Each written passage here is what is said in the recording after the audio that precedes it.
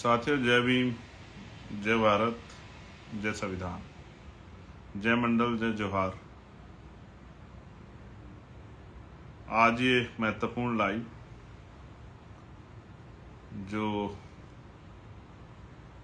जिसके जरिए आपसे बात हो जाएगी और कितना आसान बना दिया सोशल मीडिया ने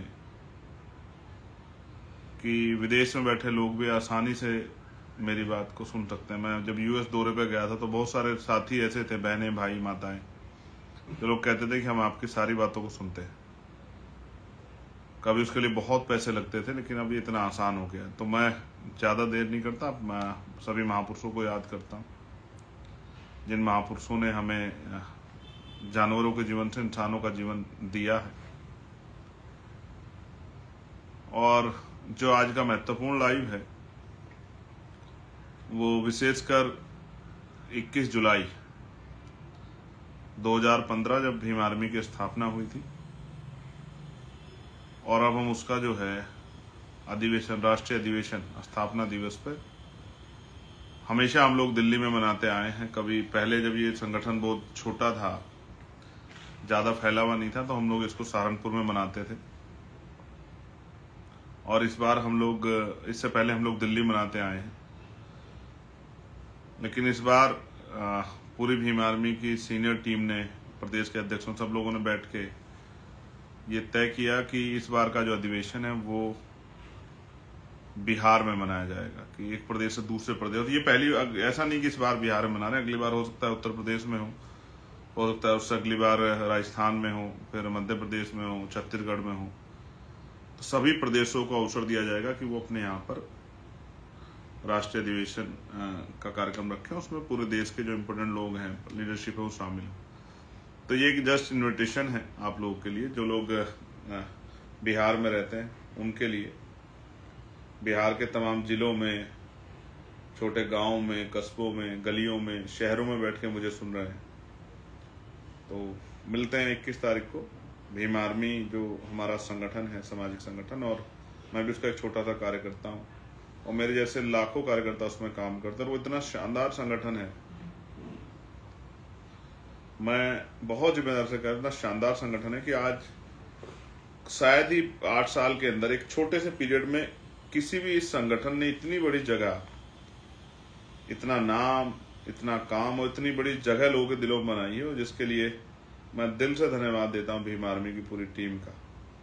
आज अगर कहीं अन्य अत्याचार होता है, कहीं किसी पे उत्पीड़न होता है, तो पुलिस से पहले भीम आर्मी के लोगों को याद किया, तब भीम आर्मी के लोग उनकी मदद करते हैं।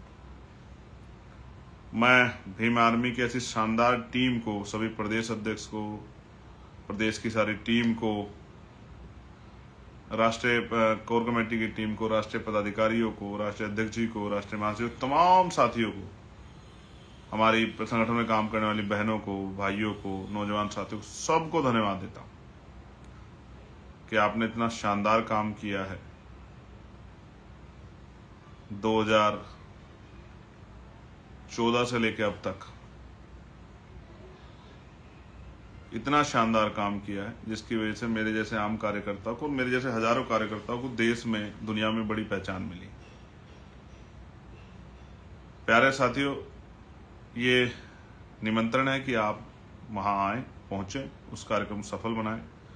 और जो लोग बाहर से जा रहे हैं उनको भी मेरा ये आग्रह है कि वो बड़े अनुशासन में, संयम, धैर्य के साथ और वो पहुंचे, कार्यक्रम को सफल बनाएं। और वहां पहुंचकर जो लीडरशिप, जो नए फैसले लेगी इस बार, अगले 1 साल के कार्यक्रम जो तय होगा, क्या क्या करेंगे, कैसे कैसे करेंगे, क्या क्या गोल्स होंगे, क्या कितने दिनों में पूरे करने हैं, नया क्या करना है, उन सब को जो है मैं वो सब सुनने को मौका आपको मिलेगा, जानने का मौका मिलेगा।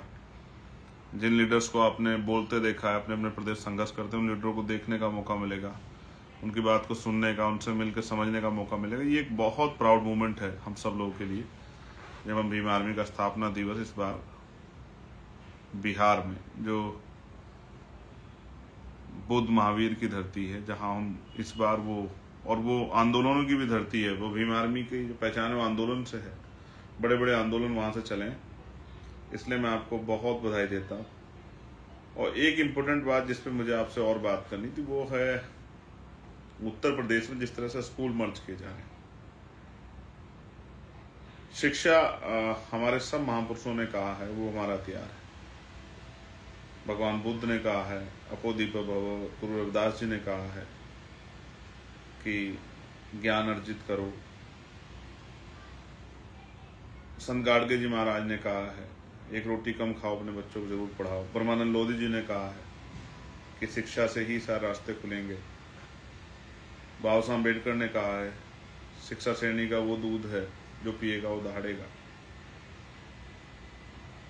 मान्यवर काशीराम साहब ने भी, राष्ट्रपिता ज्योतिबा फूले साहब ने भी जो एजुकेशन के लिए प्रेरित किया, मां सावित्रीबाई फूले ने भी, तो तमाम महापुरुषों ने एजुकेशन के लिए प्रेरित किया। लेकिन आप देख रहे हैं जिस तरह से सरकारी स्कूल बंद किए जा रहे हैं।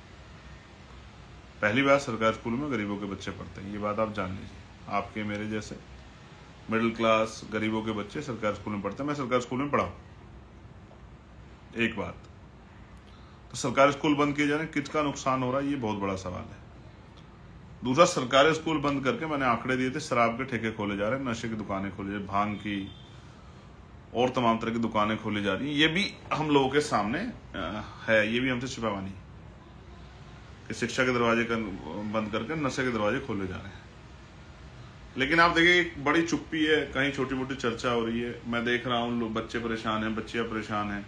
आज मेरे लोकसभा क्षेत्र नगीना में जो है बिजनौर जिले में एक गाड़ी का एक्सीडेंट हुआ, जो बच्चे पढ़ने के लिए जा रहे थे कि एक बच्चे के दोनों हाथ टूटे हैं, एक और बच्चे का हाथ टूटा है, किसी का जबड़ा टूटा है, घुटना टूटा है, बहुत नुकसान हुआ है। स्कूल बंद किए जा रहे हैं, टीचर्स परेशान है, बच्चे परेशान है, उनके परिवारजन परेशान है कि शिक्षा नहीं मिलेगी तो कैसे काम चलेगा।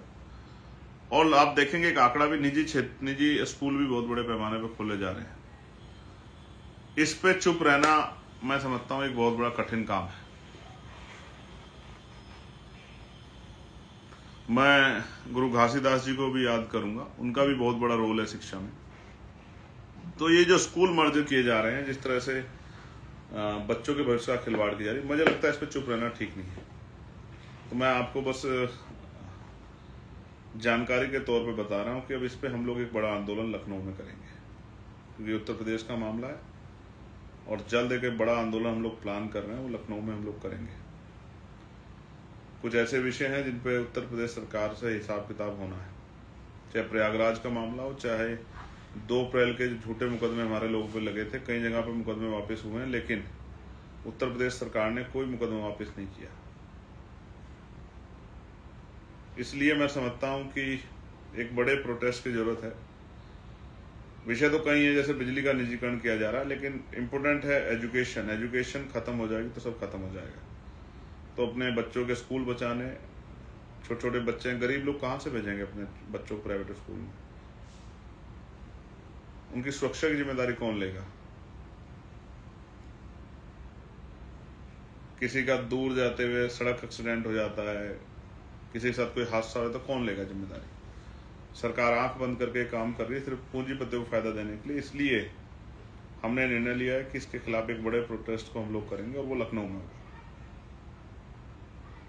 इसलिए आपकी जानकारी में बात रखनी जरूरी है कि आप कमर कस लें उत्तर प्रदेश के साथियों, कि हम इस लड़ाई को मजबूती से लड़ें और उन स्कूलों को जो बंद किए जा रहे हैं उनको रोकवाने का काम करें। हालांकि हमारे कदम के बाद कई और पार्टियां भी इस तरह कदम उठाने का प्रयास करेंगी, वो अच्छी बात है, उनको करना चाहिए। लेकिन हम अपना जो कर्तव्य है राजनीतिक दल का और समाज सेवा का और गरीबों के हितैषी होने का, उस कर्तव्य का निर्वहन करेंगे। हाउस में, पार्लियामेंट में भी मैं इस मामले को बहुत जोर शोर से उठाऊंगा, ये इस बात का भी मैं आपको विश्वास दिलाता हूं।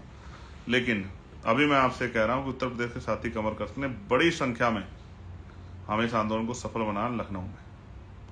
इसकी जल्दी तारीख मीटिंग के जरिए, जिले के जरिए आप लोगों को मिल जाएगी। बहुत जल्द हम प्रदेश की मीटिंग करेंगे और उसको फिर जो है उसकी सारी जानकारी आप तक साझा करेंगे। और आप लोगों से आग्रह है एक बड़ी संख्या में जुटकर सरकार को एहसास कराना है कि हम सरकार के इस अन्याय के खिलाफ झुकेंगे नहीं, उस लड़ाई को लड़ेंगे और सरकार को बताएंगे कि सरकार जो कर रही है वो गलत है। मैं आपसे भी जानना चाहता हूँ, आप क्या सोचते हैं? स्कूल जो मर्ज कर के नाम पे बंद किए जा रहे हैं, क्या आप इससे सहमत हैं? क्या आप चाहते हैं कि आपकी आने वाली पीढ़ियां पढ़ाई के अधिकार से वंचित रह जाएं? ये गलत है, इसलिए हम लोग इसका पुरजोर विरोध करेंगे और सरकार घर घर जाके गांव-गांव जाके इस बात को फैलाएंगे कि शिक्षा को छीनने का काम करें। जहां एक तरफ हम लोग पार्लियामेंट में समान शिक्षा की बात कर रहे हैं और कह रहे हैं कि सभी को सरकारी स्कूलों में पढ़ाओ, अध्यापक हो या सरकारी कोई भी कर्मचारी हो, बड़े से बड़े अधिकारी कर्मचारी हो या कोई नेता हो, मुख्यमंत्री प्रधानमंत्री हो या राष्ट्रपति जी हो या विधायक सांसद हो या तमाम जितने संवैधानिक पद हैं, सरकारी सुविधा जिन्होंने ली है, सरकारी सुरक्षा जिन्होंने ली है, सरकारी तनख्वाह जो ले रहे हैं, उन सबके बच्चों को सरकारी स्कूल में पढ़ाना चाहिए, हम मांग कर रहे हैं। वहां दूसरी तरफ सरकार स्कूल ही बंद कर रही है। आप देखिए कितना फर्क है उनमें उनकी और हमारी सोच में।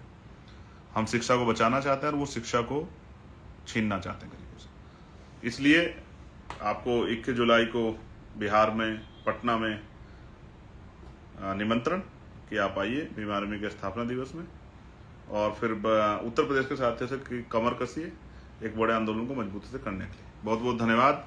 जय भीम, जय भारत, जय संविधान, जय मंडल, जय जोहार।